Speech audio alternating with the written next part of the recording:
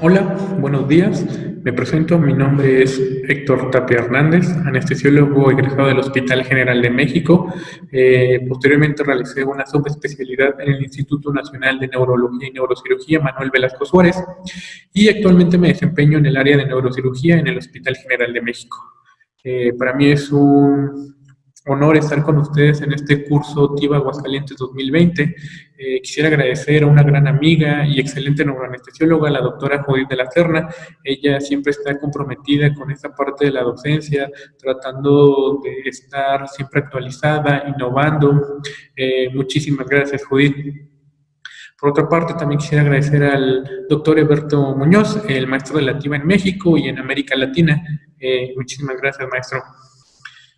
Empezando ya de lleno con mi tema, me toca escenarios clínicos con anestesia total intravenosa. Básicamente van a ser una serie de casos clínicos en los cuales vamos a tratar de englobar parte de las ponencias que han dado a lo largo de este curso, tanto en cuanto a opioides, hipnóticos, también si es de elección anestesia total intravenosa en el paciente neuroquirúrgico. Entonces espero que les sirva. Como introducción, tenemos que la farmacología es esencial para nosotros como anestesiólogos, ya que de esto va a depender la elección de algún fármaco, así como su vía de administración, para obtener o llegar a una concentración en plasma, con esto obtener un efecto clínico y con este efecto clínico, dependiendo de algún evento o procedimiento, llevarlo a una concentración adecuada sin sobrepasarnos y obtener los efectos adversos que se pudieran presentar con estos fármacos. Básicamente tenemos que conocer distintos conceptos, pero los principales serían para esta charla farmacocinética y farmacodinamia. Cuando hablamos de farmacocinética, nos referimos a la relación que tiene una dosis de un fármaco para alcanzar una concentración en plasma. Va a tener varios rubros, como son la distribución, la absorción, el metabolismo y la eliminación. Básicamente va a ser lo que el organismo le hace al fármaco, perdón, y cuando nosotros nos referimos a farmacodinamia es la relación que tiene un fármaco con el organismo. Básicamente es la traducción a la cual se va a referir. Involucra procesos fisiológicos, bioquímicos y el mecanismo de acción. Es la traducción de la concentración plasmática en un efecto clínico como tal. Dentro de estos conceptos claves tenemos que en la farmacocinética vamos a tener muchos otros conceptos, como cuáles, como la concentración plasmática, los volúmenes de distribución, constantes de velocidad, modelos compartimentales, depuración, queo, vida media queo, vida media sensible al contexto, el TPIC, entre otros, ¿no? Dentro de las variables que maneja farmacodinamia, pues va a ser la dosis efectiva 50, la concentración o el efecto máximo. También vamos a tener otros conceptos como aditividad, sinergia de dos fármacos y las constantes que van a tener implicaciones en esta variable de farmacodinamia, como lo son el sexo, comorbilidades, variables como también el peso. Entonces son muchos los conceptos que tenemos que tener en cuenta al momento de nosotros administrar anestesia total intravenosa, ¿no? El objetivo de la charla, pues como tal, no es dar una definición de cada uno de estos parámetros, pero sí tener en cuenta que se van a estar utilizando muchos de estos términos a lo largo de esta charla. Empezando con esta imagen. En esta imagen tenemos el clásico modelo tricompartimental, que es básicamente lo mismo, con un volumen B1, llamado también volumen central, el volumen B2, también periférico, y un volumen B3 lento. El volumen B1 generalmente, pues, como ustedes saben, son cerebro, corazón, hígado, riñones, pulmones.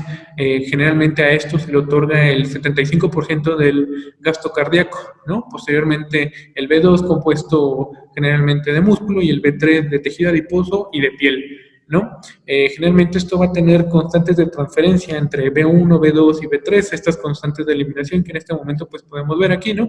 K12, K21, K13, K31. al momento de nosotros administrar un fármaco, vamos a tener un efecto del fármaco y posteriormente va a decaer si no se administra o si damos una perfusión de manera continua, pues vamos a mantener el efecto del fármaco, ¿no? Dentro de los conceptos también muy importantes en cuanto a farmacodinamia tenemos latencia e histéresis. Entonces, dentro de este cuadro se resume mucho acerca de anestesia total intravenosa, ya sea de forma por gravedad, por bombas volumétricas, o si en algún momento contamos con la tecnología en cuanto a TCI, pues muchos de estos conceptos están aplicados ahí, porque es muy importante de aquí en adelante conocer el volumen central B1, porque muchos de los modelos farmacocinéticos tienen mucho impacto en el B1 y en la depuración. Básicamente son en donde infieren la mayor parte de los modelos. Al momento de decir en qué parte del mundo se utiliza anestesia total intravenosa, pues podemos ver que en toda América Latina o en la mayor parte se utiliza, ¿no? En Canadá, en Europa, en zonas de Asia y en algunas zonas del continente africano. Entonces, pues si bien no es una técnica desconocida para todos, y en algunas regiones del continente americano no es la técnica de elección.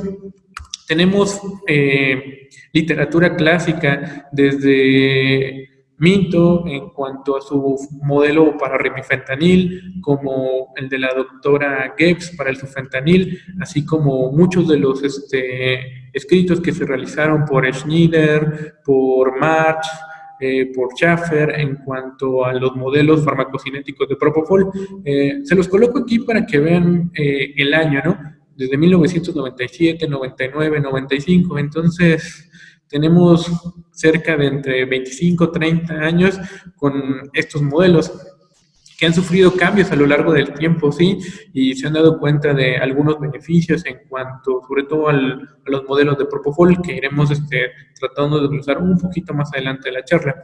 Entonces, ya de lleno en los casos clínicos, inicia con esta imagen, puesto que es muy importante también cuando hablamos de anestesia total intravenosa, tener y conocer parte del monitoreo que tenemos para la profundidad anestésica. Hay algunos elementos como la anestesia con asa cerrada, que utiliza un monitor y una bomba ya conectada a un perfusor para estar dosificando. Por mencionar algún ejemplo, aquí pues es bien importante tener cualquier monitor para estar llevándolo de la mano con las concentraciones tanto plasmáticas como en sitio efecto. Muy bien, en cuanto al caso número 1, tenemos que es una paciente de 66 años de edad, es originaria y residente de la Ciudad de México, se dedica al hogar y profesa la religión católica. Dentro de sus antecedentes personales de importancia, refiere hipertensión de hace 15 años de diagnóstico, está controlada a base de metoprolol, y también refiere diabetes tipo 2 de 15 años en tratamiento con metformina. En cuanto a antecedentes quirúrgicos, una cesárea IOTV hace 35 años con un bloqueo neuroaxial sin complicaciones aparentes. Su padecimiento actual lo refiere iniciar en enero del 2020, con disminución en la fuerza de miembro torácico, principalmente del lado derecho. Un mes después se agrega cefalea localizada en región frontoparietal izquierda, la refiere de tipo punzante con irradiación a región occipital, con una intensidad 7-10, acompañada de náusea y vómito en una ocasión. Pues es llevada a algún hospital, le realizan un estudio de imagen, y en el estudio de imagen, una resonancia magnética, se encuentran un corte coronal y un corte axial, en donde se observa una lesión bien delimitada en el área parietotemporal del lado izquierdo. Ellos lo estadifican como un meningioma. En este corte coronal vemos ya al momento de administrar gadolinio cómo refuerza un poco la imagen, y de este lado en el corte axial pues también vemos el edema importante que está alrededor de la lesión. Bueno, al momento de decidir cuál es la técnica de elección, qué le conviene a nuestro paciente para poder realizar su procedimiento, nosotros optamos por anestesia total intravenosa. Tenemos la fortuna en ese momento de contar con unas bombas TCI, entonces pues nos dedicamos a elegir los fármacos. Con esta paciente fue un poco interesante, puesto que teníamos la fortuna de contar en ese momento con 2 monitores de profundidad anestésica. Uno, el SedLine. 2, el BIS.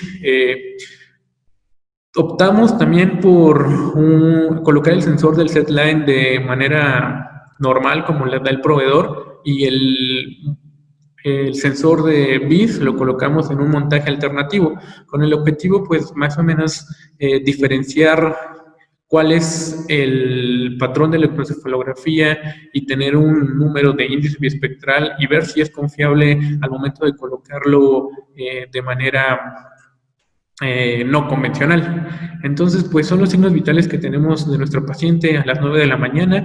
Todavía no colocamos línea arterial, todavía no se coloca el BIS. Aquí, a pesar de decirles que es anestesia total intravenosa, la máquina nos marcaba sevoflurano con un CAM de .37, pero pues no, en ese momento no teníamos nada. Eran los primeros 3 signos vitales que registraba. Entonces colocamos nuestro monitor de SedLine y observamos esto, el índice del estado del paciente, el PCI en 95 y 97, a las 8:57 y 8:58 de la mañana. Prácticamente no tiene ningún cambio en cuanto al número, pero sí se observa una diferencia muy notoria en cuanto a la amplitud de electroencefalografía en la imagen de su lado izquierdo y en la imagen del lado derecho, ¿no? ¿Qué cambiamos aquí? En la amplitud de microvolts, lo pasamos de 25 microvolts por milímetro a 10 microvolts, entonces ya vemos una diferencia notable, ¿no? En cuanto a la densidad de matriz espectral, pues todavía no vemos, puesto que hay muchos artefactos en este momento. Ahora, ¿qué nos atañe en esta plática? ¿Qué utilizamos? Pues, como habíamos mencionado, teníamos 2 bombas TCI. Entonces, en la parte superior, decidimos colocar Propofol. ¿Con qué modelo? Con el modelo de Schneider. Es bien importante escoger algún modelo farmacocinético para Propofol. Dentro de esta bomba cuenta con Marsh y Schneider. Inicialmente, Marsh tenía un B1 que tenía una constante de peso, el cual era de 0.228 litros por kilogramo de peso. Entonces, esto hacía que las dosis de bolo variaran mucho dependiendo del peso y de la edad, puesto que él generalmente solo tenía esta covariable de peso. Entonces fue cuestionado. Posteriormente salió el modelo de Schneider, en el cual consideraba el peso, el género del paciente, así como la talla, pero también tenía una variable fija en cuanto al B1, que era de 4.27 litros. Entonces, esto hacía que los bolos no fueran tan dispares, pero también se le consideraba que este B1 fijo podría tener alteraciones. Entonces, han salido muchos de esos modelos, pero actualmente pues optamos por ocupar Schneider. La concentración que elegimos fue concentración en sitio-efecto. Posteriormente ocupamos el modelo de Minto y colocamos remifentanil, también la concentración en sitio-efecto. Y por último, un adyuvante a base de lidocaína, la cual se perfundió de manera no manual en microgramos kilogramo minuto. ¿Y qué tenemos aquí? Es un cuadrito muy didáctico que se encuentra en el libro del doctor Muñoz, el cual nos dice las concentraciones plasmáticas aproximadas en nanogramos por mililitro que se requieren para utilizar en anestesia total intravenosa. En este caso, pues fue remifentanilo, ¿no? Pues aquí dice que cirugía mayor de 5 a 10, aquí nos falta un 0, ¿no? Cirugía menor de 1 a 10 y una ventilación espontánea de 0.5 a 5. Entonces, de aquí en adelante es bien importante recordar estas concentraciones plasmáticas en nanogramos para tener una idea de si lo estamos haciendo bien o no. Hay muchísimos más cuadros, pero este es uno muy sencillo de recordar y que nos sirve a todos al momento de la práctica clínica. Entonces, ¿qué decidimos nosotros? Perdón. Esta es nuestra paciente con el sensor de SedLine colocado conforme a especificaciones del proveedor, y aquí podemos ver cómo se colocó un montaje alternativo del bis en la región del maxilar. Vemos ya la colocación final de nuestro paciente. También es muy importante al momento de utilizar anestesia total intravenosa que nuestras perfusiones estén lo más proximal que se pueda a nuestro paciente. En este caso se colocó un catéter venoso central sobre el labio derecho y colocamos nuestras perfusiones: propofol, remifentanil, lidocaína. Tenemos otras vías para algún otro medicamento, o si requiere algún apoyo vasopresor, pues lo tenemos en forma individual. ¿Y qué observamos aquí nuevamente? Nuestras bombas ya programadas con propofol en concentración en sitio efecto, y tenemos que para realizar una inducción y posteriormente la intubación, o dejamos el propofol en 3 microgramos sobre mililitro para esta paciente. Remifentanilo, habíamos visto en el cuadrito que podríamos hacernos de 5 hasta 10, lo dejamos en 6 nanogramos sobre mililitro. Y un bolo manual de lidocaína de 1 miligramo por kilogramo de peso, y la perfusión se dejó en 10 microgramos kilogramo minuto. Pues ya al momento de que se estabilizó la administración del fármaco, ya tuvimos tiempo y le dimos latencia a estos medicamentos, pues realizamos una videolaringoscopía sin ningún tipo de inconveniente, como pueden ver en esta imagen, ¿no? Terminamos el procedimiento y pasamos ya como tal a la inducción. En la inducción podemos observar el tipo de manejo que se dio, ¿no? Pues una ventilación a base de volumen control, parámetros de protección pulmonar. Tenemos aquí nuestras bombas, nuevamente con propofol, remifentanilo, TCI, lidocaína, y aquí abajito teníamos una bomba con norepinefrina, si en algún momento llegáramos a necesitar. Lo que me gustaría que vieran de esta imagen es, ahorita les voy a ampliar la imagen del monitor, pero es como tenemos aquí la electroencefalografía del BIS con su índice biespectral, y de este lado tenemos ya la parte de electroencefalografía del SESLINE, y algo muy importante, ¿no? La densidad de matriz espectral. Entonces, al momento de estar en el transanestésico, nosotros contamos con una herramienta muy importante, como el cual es el bloqueo de escalpe. Esto nos sirve a nosotros en cirugía neuroquirúrgica cuando va a ser un abordaje y se va a pinchar al paciente con el cabezal de Mayfield, para disminuir las concentraciones tanto de hipnótico como de opioide. En este caso, a lo largo de todo el procedimiento, utilizamos una concentración en sitio efecto que va de 1.75 a 2.5 microgramos por mililitro. Entonces, al momento de nosotros revisar también las concentraciones que necesitamos, casi estamos en un límite inferior, tenemos que tener mucho cuidado, ¿no? Pero para eso nos sirve tener un monitoreo de la profundidad anestésica, para tratar de darle una concentración adecuada a nuestro paciente y no sobredosificarlo. El remifentanil se mantuvo en una concentración en sitio efecto de 2 hasta máximo 3.5 nanogramos por mililitro. Al momento de ver ya un acercamiento de nuestra pantalla a las 11:24 de la mañana, nosotros nos encontramos con esto, ¿no? Dentro de los parámetros que tenemos, pues podríamos decir que todo está relativamente bajo control, ¿no? ¿Qué nos llama la atención del montaje alternativo? Esto, ¿no? La actividad del electrocardiograma dentro de la onda de electroencefalografía.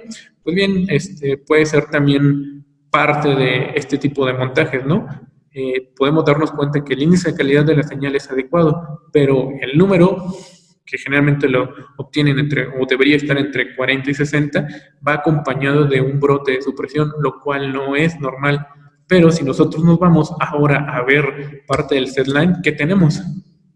Tenemos un buen patrón de electroencefalografía, y a pesar del artefacto, por la movilización del paciente, por el electrocauterio, nosotros nos vamos dando cuenta en colores cálidos de qué onda está predominando en este momento. Idealmente, con el propofol tendríamos que tener una onda de predominio alfa con ondas deltas y un componente lento, ¿no? Pero aquí, pues, en este momento no es muy viable verlo. Aquí medio se puede ver en esta parte o en esta línea blanca que nos marca el sub-95. Entonces, básicamente, debajo de esta línea, el 95% de las ondas van a caer. El objetivo, pues, como habíamos mencionado desde un inicio, es tener una concentración plasmática para dar un efecto clínico. Mi efecto clínico en este momento, lo que yo busco es poder dar un procedimiento, también tener una adecuada relajación cerebral para que se pueda llevar a cabo el procedimiento. Bien, no tuvimos ningún incidente durante el transanestésico. Ya para la emersión, 2:45 de la tarde, podemos ver esto, ¿no? Ya no tenemos o no se observa en demasía la actividad del EKG en electroencefalografía. Ha aumentado la frecuencia y la amplitud y obviamente se ve reflejado en el número. Nos llama la atención, tampoco no tenemos ya brote de supresión. 5 horas 33 minutos de procedimiento. Cómo se ve también parte de la onda de electroencefalografía con 5 microvolts, un PCI de 47, ya vemos la huella del medicamento en este momento. Es 2:41 de la tarde contra 2:45. Aquí ya nos marcaba que nuestro paciente estaba emergiendo y aquí todavía no tenemos un cambio. ¿Qué pasa con nuestra paciente? Pues empezamos la emersión, nuestro paciente tiene una adecuada analgesia, nuestra concentración en cuanto a opioide e hipnótico se los muestro en esta ventana y podemos realizar una extubación suave para no tener ninguna alteración. Vemos nuestros parámetros en cuanto al BID y al setline en este momento y vemos que al final la bomba tiene programada y se puede programar la bomba para que nuestro paciente despierte con 1 microgramo sobre mililitro y el remifentanilo con 1 nanogramo por mililitro. Para las 5 horas y 40 minutos utilizamos 1710 y 1834 microgramos de remifentanilo. Nuestro paciente, inmediatamente que la bomba nos dice segundo de despertar, vemos un cambio como estamos viendo en este momento en esta imagen. Aquí era 2:54 PM, entonces en minutos podemos observar el cambio que tenemos en cuanto al tipo de onda para que nuestro paciente pueda emerger de una forma mucho más clara, ¿no? Entonces esto va de la mano en cuanto al modelo que se elige, tanto de hipnótico como de opioide, con el monitoreo para profundidad anestésica. No tuvimos ningún problema con esta paciente, egresó a terapia intensiva solamente para vigilancia durante 24 horas y posteriormente egresó a hospitalización. Se le hizo un ataque postoperatorio y aquí se ve pues la resección que tenemos de la lesión. En el caso clínico número 2 que le voy a presentar, pues esta es una imagen que tuvimos durante el procedimiento. ¿De qué se trata? Se trata de un paciente masculino, el cual tiene 22 años de edad, es originario y residente de Chihuahua, actualmente está estudiando la licenciatura en ingeniería, profesa la religión católica y tiene una lateralidad diestra. En cuanto a los estudios de imagen, nos encontramos con esta resonancia magnética y la tractografía.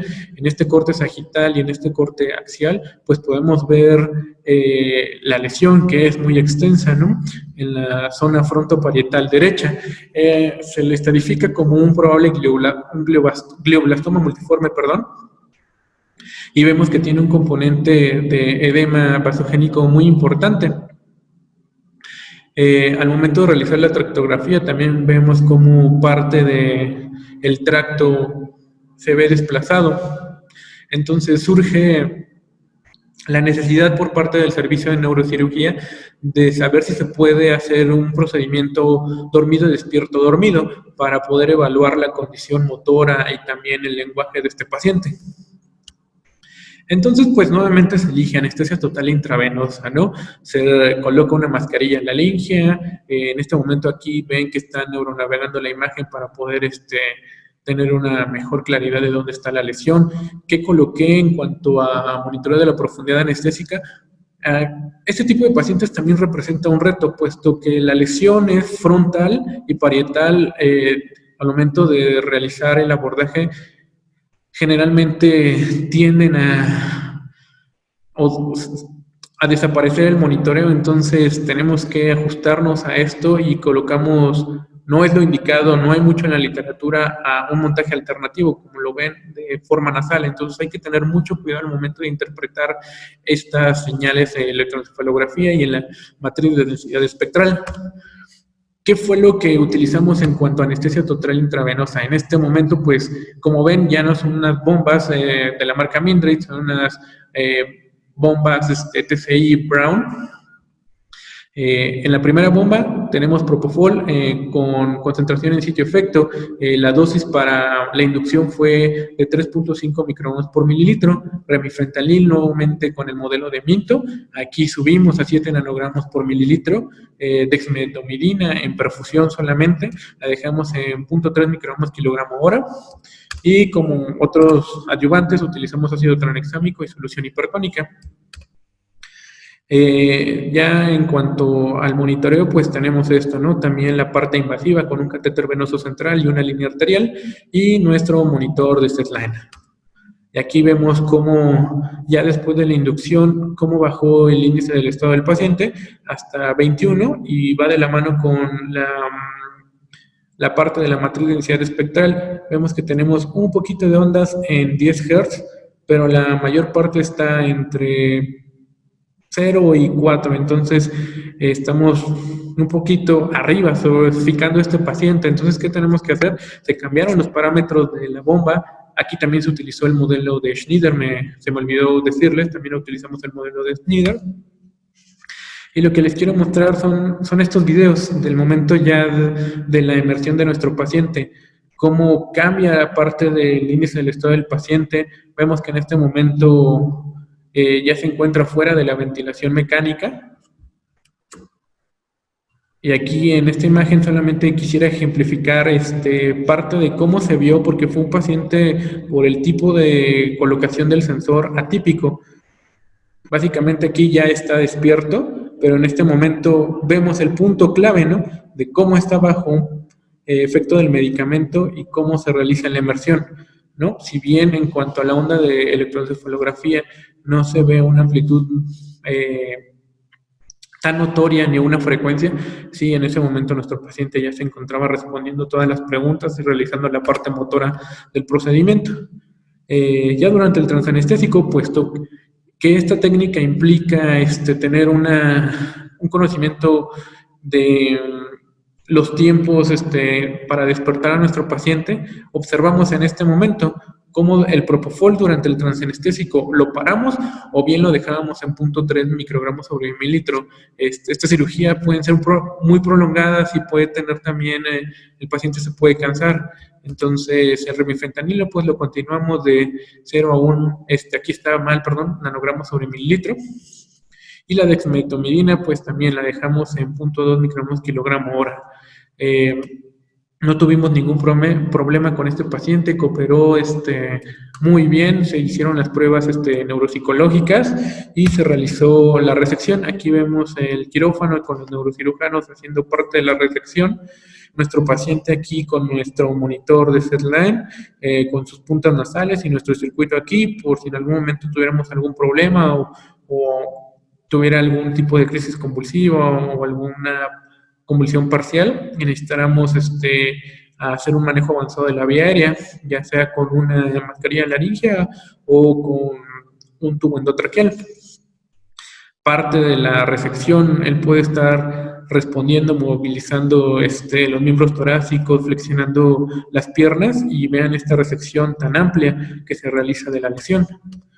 Entonces, nuestro monitor pues se mantiene con TEAs arriba de 66, presión arterial medias arriba de 65, un poquito bradicárdico, pero no tuvimos ninguna alteración. Este paciente igual egresó a terapia intensiva también para vigilancia y sin ningún problema. Este es otro caso clínico. Se trata de una paciente femenina de 55 años de edad, es originaria y residente de la Ciudad de México, también se dedica al hogar y profesa religión católica. Dentro de los antecedentes de importancia, ella refiere que es diabética de hace 20 años en tratamiento con metformina y también tiene 2 cesáreas y una OTB bajo anestesia regional sin ninguna complicación aparente. Al momento de llevarla a un estudio de imagen, se observa esto en un corte axial, esta lesión en el lóbulo temporal del lado derecho.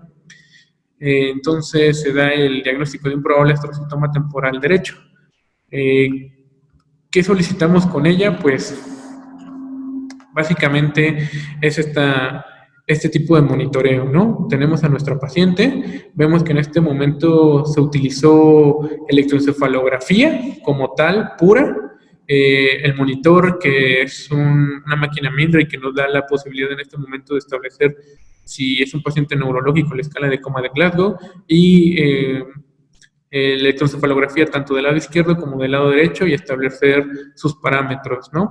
Necesitamos nuevamente pues la ayuda de anestesia total intravenosa. En esta ocasión solo teníamos una bomba TCI y preferimos utilizarla para el Propofol, nuevamente con el modelo de Schneider.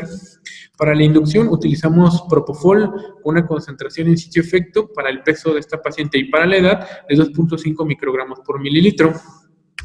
Así como fentanilo. El fentanilo lo usamos de modo manual. La concentración que nosotros esperamos encontrar era de 5 microgramos por mililitro.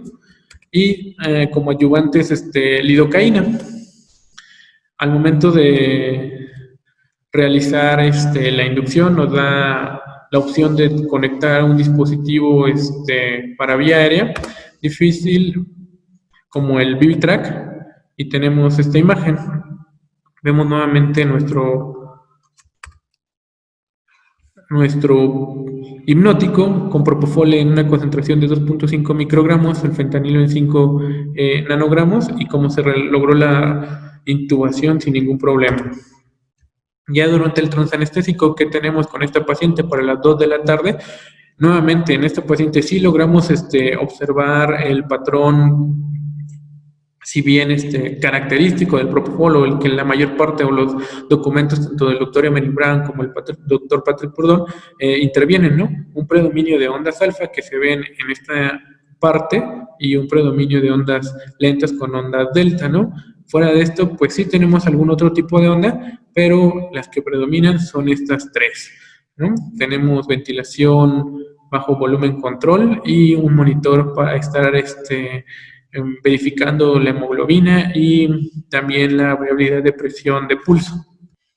Entonces, al momento de la emersión que tenemos con esta paciente, como ven aquí, se alcanzan a ver, estamos a casi 2 segundos de la emersión y ya habíamos realizado la extubación, ya nuestra paciente sin ningún problema. Entonces, al momento de ver nuestra imagen de electroencefalografía y de la matriz de densidad espectral, que observamos cómo hay un cambio en este momento de tener solamente esta onda alfa a tener prácticamente ningún predominio de onda y sin ningún predominio de onda, básicamente. Y vemos cómo nuestra paciente está respondiendo, le preguntamos si tiene dolor o alguna molestia, pues ella lo niega, y en este momento pues le tomamos una fotito, ¿no? Para que se establezca que sí, realmente al momento de utilizar una concentración adecuada para nuestro paciente, dejando su peso, dependiendo del tipo de medicamento, si es peso magro, peso ideal, peso corregido, utilizarlo y guiarnos con este monitoreo, pues vemos aquí en el momento justo para extubar y no tener ningún problema como en esta paciente. El cuarto caso clínico es una paciente femenina de 74 años de edad, también residente de la Ciudad de México, se dedica al hogar y profesa en la religión católica. Ella refiere ser alérgica a la penicilina manifestada por rash. Dentro de sus crónicos degenerativos sabemos que es hipertensa de 25 años de diagnóstico y tiene control con telmisartán, hidroclorotiazida y metoprolol, así como insuficiencia venosa profunda de larga evolución sin tratamiento. Colocamos el procedimiento porque es muy importante aquí. Inició el 26 de junio, refiere tener cefalea de inicio súbito localizada en región occipital de tipo punzante con una irradiación a región frontal. La describe textualmente como la peor de su vida. Intensidad 10 de 10 acompañada de náusea y vómito en una ocasión y posteriormente sus familiares la notan con somnolencia, con bradisiquia, bradilalia y dislalia. Entonces muchos de ustedes ya habrán hecho el diagnóstico, ¿no? La paciente presentó una hemorragia aracnoidea como secundario a un aneurisma. Entonces, ya viendo esta reconstrucción, podemos ver en este punto nuestro aneurisma. ¿no? Es un aneurisma de la arteria cerebral media del lado derecho.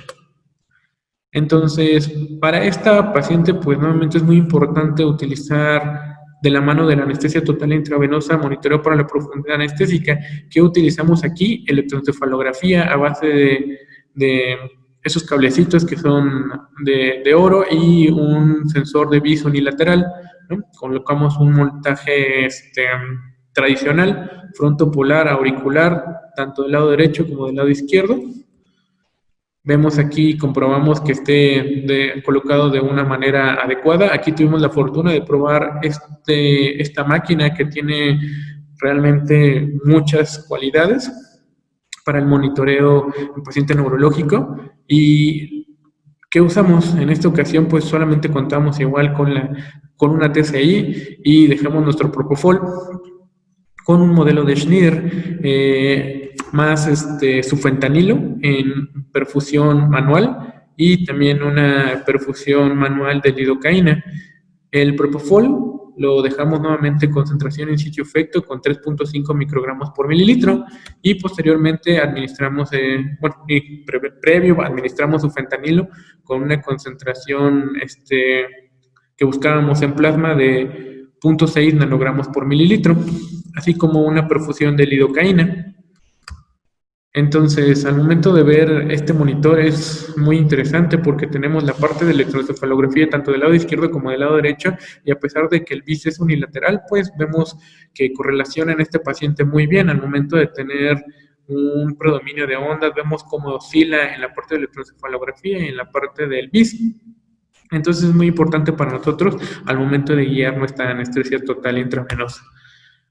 Entonces vemos cómo corre y una particularidad de este monitor, se lo voy a mostrar más adelante. Durante el transanestésico que tenemos, Propofol, una vez más, en unas concentraciones relativamente bajas de 1.9 a 2.6 microgramos sobre mililitro en sitio efecto.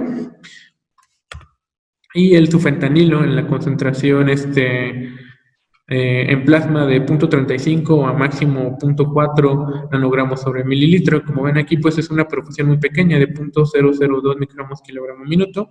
La perfusión de lidocaína que se encuentra en 20 microgramos kilogramo minuto y la ayuda de solución hipertónica en este momento.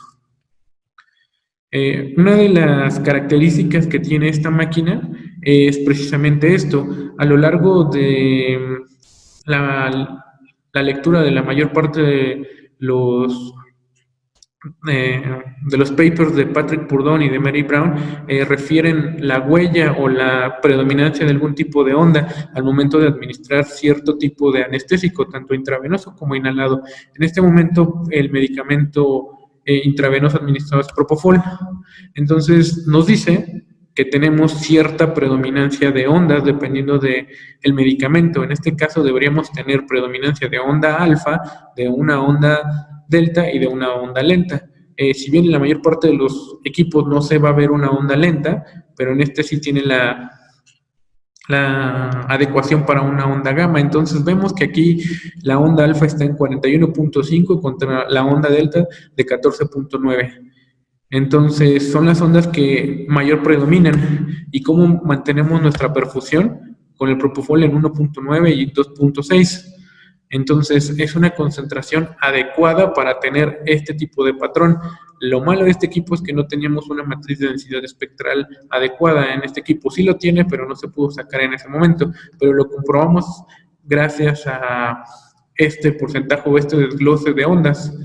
Entonces, con estas concentraciones que son relativamente bajas para nuestro paciente, podemos llevarla a un plano anestésico adecuado para que se dé el procedimiento quirúrgico. No tuvimos tampoco ningún problema, la paciente emergió y pasó a terapia intensiva para vigilancia. Para el caso clínico número 5, tenemos a un paciente masculino de 23 años de edad, es originario residente del Estado de México, se encontraba desempleado en ese momento, es católico y tiene una lateralidad diestra. Al realizarle un estudio de imagen, vemos esta resonancia magnética que tiene, en donde se aprecia en un corte coronal y axial una lesión predominantemente quística. Entonces se hace el diagnóstico de una lesión quística temporal izquierda. En este paciente también nos piden la parte de valorar una posible técnica con técnica base de DDD, el dormido despierto dormido. Entonces pasa todas las pruebas y nosotros decidimos ocupar en este momento nuevamente una TCI para el Propofol. Como ustedes ven, realmente cuando tenemos una es preferible colocar el hipnótico en ese momento. En esta foto, empezando, tratamos de programar la bomba con su peso, con su talla, con la altura, la concentración tanto en plasma como en sitio efecto se va a escoger y el modelo que se va a escoger para posteriormente nos dé todos los parámetros que colocamos, si son correctos, dejarlo en stand-by e iniciar en el momento oportuno. Abajo tenemos como ven en esta ampliación de la imagen, Propofol en la parte superior y remifentanilo en la parte inferior. El remifentanilo aquí lo ocupamos de forma manual. Entonces, para la inducción, ¿qué ocupamos? Propofol en sitio efecto con el modelo de Schneider en 3.5 microgramos sobre mililitro, y aquí utilizamos el remifentanilo de forma manual de manera escalonada, ¿no? Iniciamos con un nanogramo, tratando de buscar 2 nanogramos, 3, hasta llegar a una concentración en plasma de 6 nanogramos. Vemos parte de cómo se encuentra nuestra paciente al iniciar la inducción.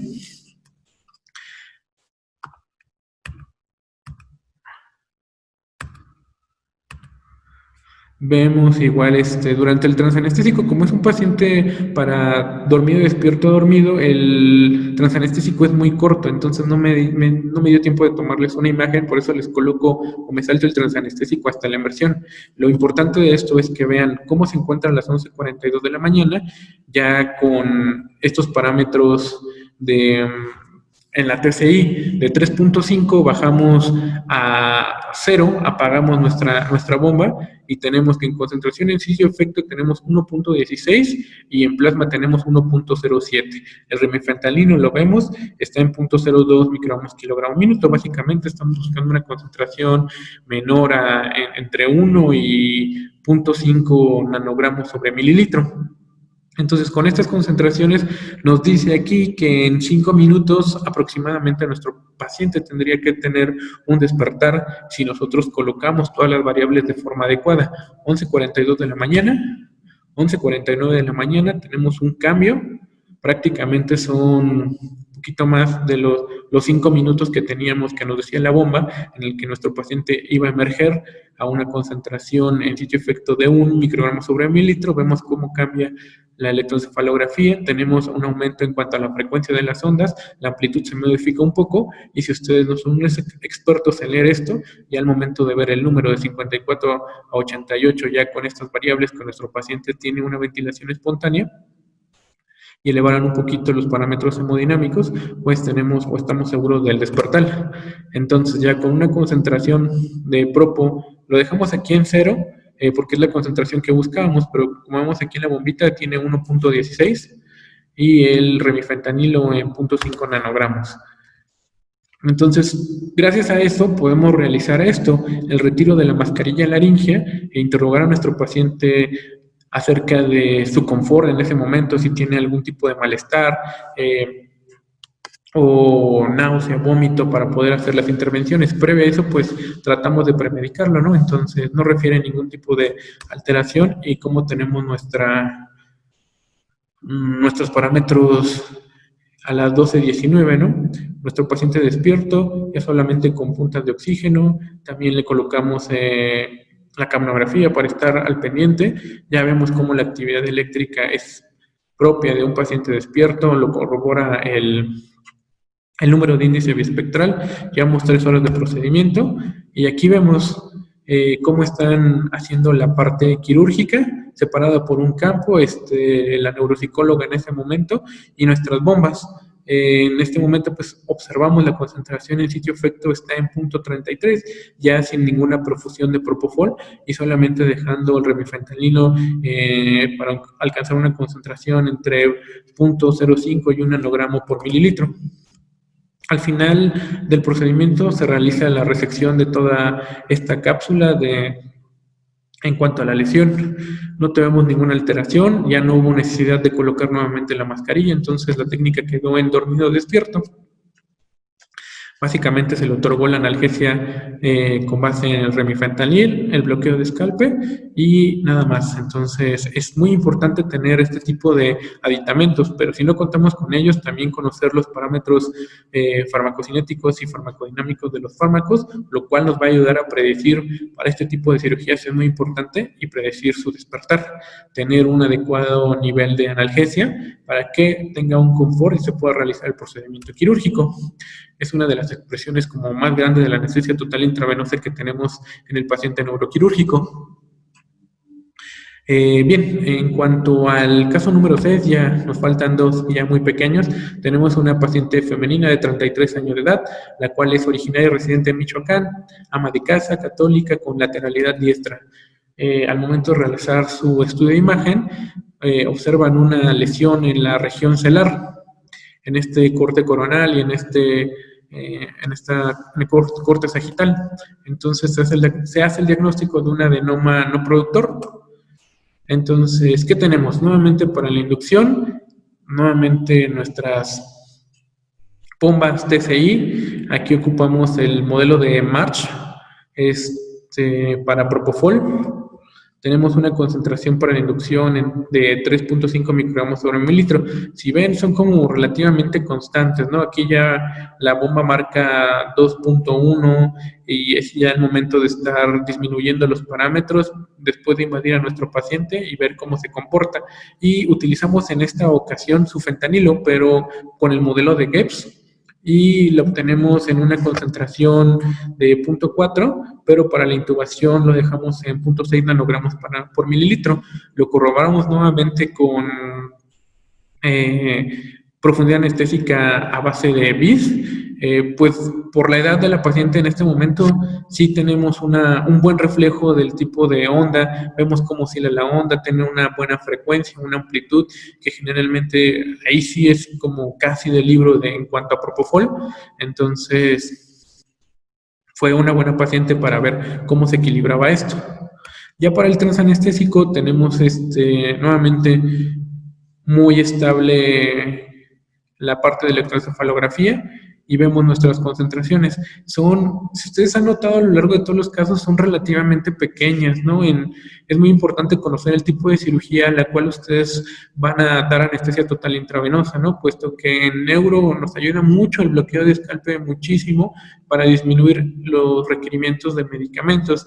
Entonces, al momento de realizar esos movimientos tan finos por parte de los neurocirujanos, pues estos requerimientos los podemos bajar. Incluso hemos tenido pacientes con 1.5, 1 de concentración en sitio efecto y se ha podido mantener el procedimiento, cosa que no se podría sin tener parte del monitoreo de profundidad anestésica. Entonces, tenemos Propofol, lo dejamos entre 2.5 microgramos por mililitro, y el sufentanil lo dejamos para una concentración en sitio efecto de 0.25 a 0.3 nanogramos sobre mililitro.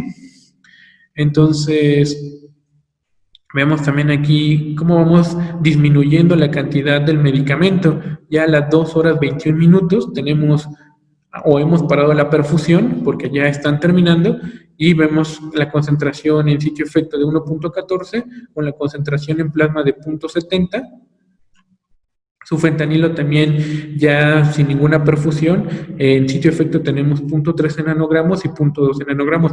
Si recuerdan la gráfica del primer caso clínico en cuanto a los parámetros que necesitamos para ventilación de sufentanil, de remifentanil y fentanil, la mayor parte de estos se encuentran en ventilación espontánea, ¿no? Entonces estamos seguros que tenemos una concentración que nos va a dar analgesia, pero nuestro paciente va a tener una ventilación espontánea.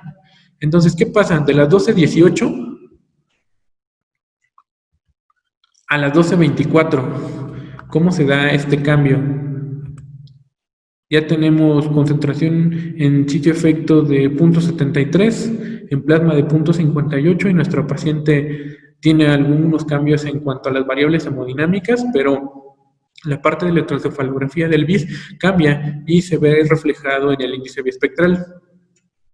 Ya para esto tampoco tenemos acción de relajante neuromuscular.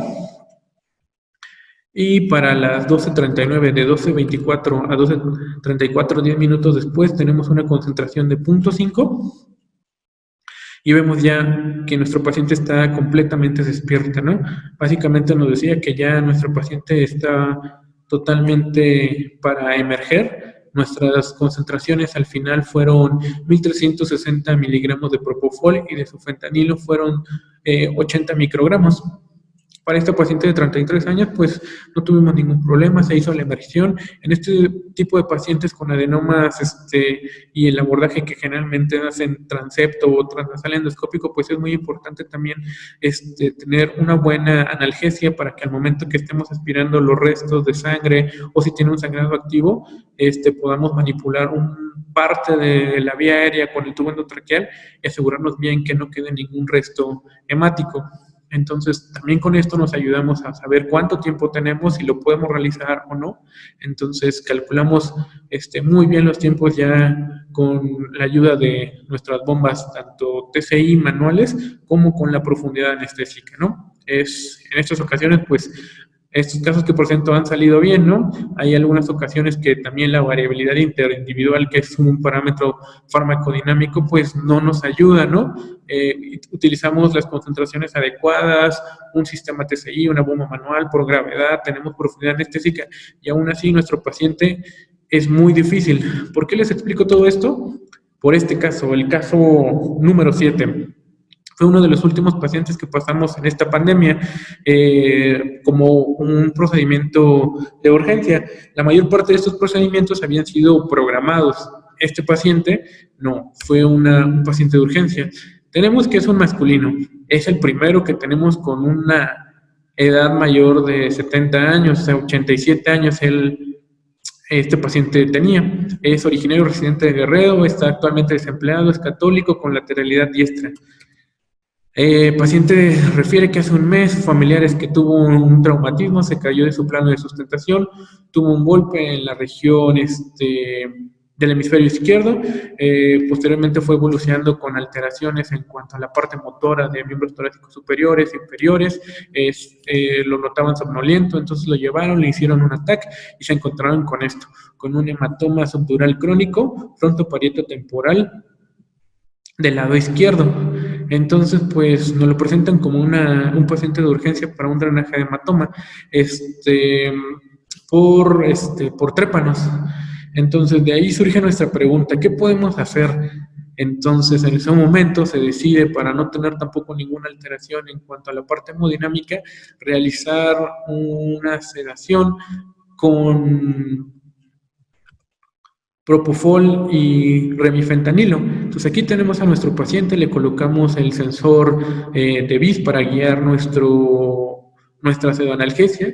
Vemos cómo está en la parte basal, tiene buena actividad electroencefalográfica, el número también lo refleja a los 47 segundos de haber iniciado el remifentanilo. Pero, ¿qué decidimos? Aparte de la pseudoanalgesia, colocar un bloqueo de escalpe. Entonces tratamos de hacer una sedación de forma escalonada. ¿Qué utilizamos? Bombas MEDEX para hacer una anestesia total intravenosa de forma manual. Generalmente dejamos aquí, fue una serie de... No, sí, puede ser de un error por parte mía y de nuestros residentes al no modificar el peso, dejaron su peso real y nuestro paciente medía 1,50, entonces eso también afecta mucho. Entonces de ahí nos seguimos una de las variables más importantes en cuanto a los modelos, el peso, dejamos un peso real. ¿Y qué pasó? Pues nosotros iniciamos la concentración de remifentanilo en 0.12 microgramos kilogramo minuto, tratando de buscar 3 nanogramos de concentración plasmática. No tuvimos ningún problema, nuestro paciente respondía ante un estímulo verbal sin ningún problema. Dejamos la perfusión de propofol en 30 microgramos kilogramo minuto para buscar 1 microgramo por mililitro de concentración plasmática que tuviera una sedación adecuada, guiada por el BIS y posteriormente colocar el bloqueo de escalpe. Ese era el plan de manera inicial. ¿Qué pasa? Durante el transanestésico, digo, bueno, vamos a iniciar, dejamos un bolo solamente de 250 microgramos por kilogramo de peso en 23 segundos, el volumen total serían 1.25 mililitros, básicamente 12 miligramos de propofol. Administramos nuestro bolo y ¿qué pasa? De tener presión de 168/83 con una buena actividad electroencefalográfica, nuestro paciente con ese bolo de 12 miligramos tenemos alteraciones en cuanto a la electroencefalografía, hasta incluso marcar brote de supresión y sobre todo alteraciones hemodinámicas, solamente con 12.5 miligramos de propofol. Dejamos la parte del transanestésico en una perfusión relativamente baja, ¿no? De 10 microgramos por kilogramo minuto de propofol y 0.02 microgramos kilogramo minuto de remifentanilo para obtener una concentración entre 0.5, 1 nanogramo por mililitro, y el propofol pues a menos de 1 microgramo sobre mililitro, lo cual nos diría que generalmente pues no tendría ningún efecto, pero tenemos que tener bien en cuenta nuevamente estos parámetros farmacodinámicos en cuanto a peso, edad, comorbilidades, ¿no? Si no manejamos bien estos conceptos, pues nos va a pasar. Vean aquí como ya dijimos, mira, nos equivocamos en cuanto al peso, no revisé el peso, vamos a hacer la corrección, vamos a dejar 50 kilogramos de peso ideal, cambiamos los parámetros en la bomba, dejamos propofol, dejamos remifentanilo, y nuestro paciente se encuentra con una ventilación espontánea, pero ya no tenemos esas alteraciones en cuanto a la parte de electroencefalografía ni hemodinámicas. Entonces, lo coloco porque pues es muy importante, ¿no? A pesar de estar un poquito o llevar un poco más de tiempo en esto de anestesia total intravenosa, a veces por las urgencias o esto omitimos puntos claves que son muy importantes, ¿no? Aquí yo omití la revisión de la bomba y dejamos el peso real cuando debimos haberlo corregido por muchos factores de nuestro paciente. Entonces tenemos que tener mucho cuidado con esto, porque ya lo decía el doctor Tomás Martínez, nuestros pacientes o la mayor parte de lo que leemos es en pacientes voluntarios sanos, ¿no? Pero nosotros vemos pacientes enfermos, ¿no? Con comorbilidades a veces con más de una. Entonces fue una buena experiencia para recordar y nunca confiarse en verificar cada uno de los parámetros por más urgencia que sea, y tiempo en esto de la anestesia total intravenosa. Ya para la inmersión, ¿qué tenemos? Nuestro paciente no tuvo ningún problema, egresó a recuperación, recuperamos nuevamente la parte de electroencefalografía, sus constantes hemodinámicas en cuanto a la presión arterial son muy similares con las que entró, tenía un descontrol hipertensivo, pero por la urgencia, pues se decidió pasar el procedimiento. Vemos ya aquí los parámetros finales fueron para 1 hora 32 minutos de procedimiento, 116 miligramos de propofol en una perfusión y prácticamente 200 microgramos de remifentanilo. No tuvimos ninguna alteración, nada, pero tuvimos que corregir nuevamente el peso. Entonces es un criterio también muy importante. Al momento de nosotros hacer nuestra concentración plasmática con base en esta cantidad total de 116, el peso ya ahora sí real para hacer nuestra concentración, el aclaramiento del medicamento, en este caso propofol 30 de aclaramiento, pues ya tenemos una concentración plasmática de 0.6 microgramos sobre el mililitro, y de remifentanilo, pues a pesar de que ya lo habíamos hecho en 0.7 nanogramos mililitro. Recordemos que el remifentanilo pues tiene una depuración por estereas plasmáticas. Pero bueno, entonces fue una lección que tuvimos nuevamente que soportar, y pues básicamente es todo, ¿no? Entonces, recordar nuevamente los puntos claves. Yo creo que es recordar los parámetros farmacocinéticos, farmacodinámicos, darle una revisión muy rápida nuevamente a los modelos farmacocinéticos de opioides, hipnóticos, tratar de recordar esta tablita que nos da el doctor o el Muñoz en su libro o en algunos otros artículos acerca de las concentraciones que vamos a ocupar tanto en plasma, en sitio efecto, para tener un efecto clínico deseado, dependiendo del tipo de cirugía. Si no es una cirugía menor, mayor, cada uno sabrá o conoce más o menos las concentraciones que necesitamos para realizar una intubación, para dar un mantenimiento y las concentraciones para dar la emersión de nuestro paciente.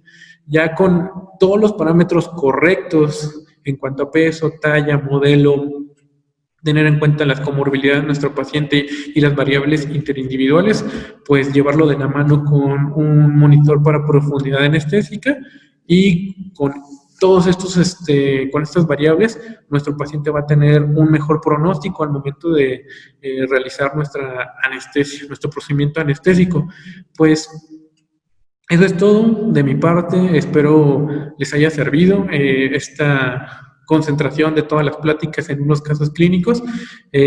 Cualquier duda, pues estoy a sus órdenes. Si requieren algo de bibliografía o alguna duda, cuestión, aclaramiento, si en algún momento necesitan, estoy a sus órdenes. Muchísimas gracias y buenas noches.